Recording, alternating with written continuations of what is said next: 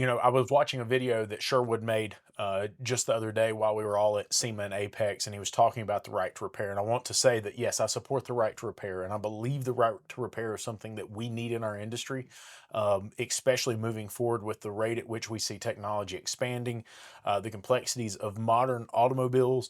And unless you want your automobile to become like your washer and dryer, your oven, your HVAC system, where it's just replaced as opposed to repaired, I think it's something we all need to be supporting. However, I will say this: a common misconception by technicians and shop owners and the motoring public is that information and that data should be free.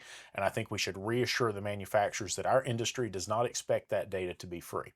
I think it should be accessible. I think it should be easily accessible in such a way that you can understand it. And you know what cost, say, for programming are up front. I think those are very important factors. However, I do not believe that it should be free, and I don't even care if it's cheap, because that is the cost of doing business, and it costs them money to provide that data.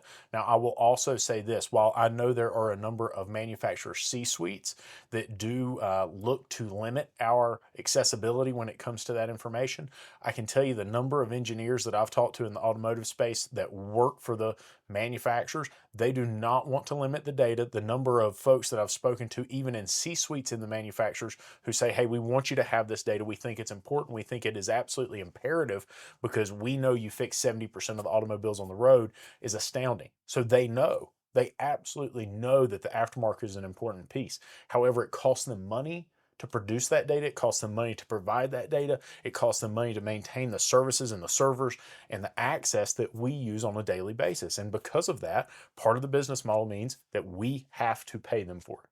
So I'm not asking for it for free. Okay. And I think it's very important that we say that. This is not about free data. This is about access to data. And I believe that we should be paying our fair share of the cost associated with obtaining that data. Just my opinion. Y'all have a good one.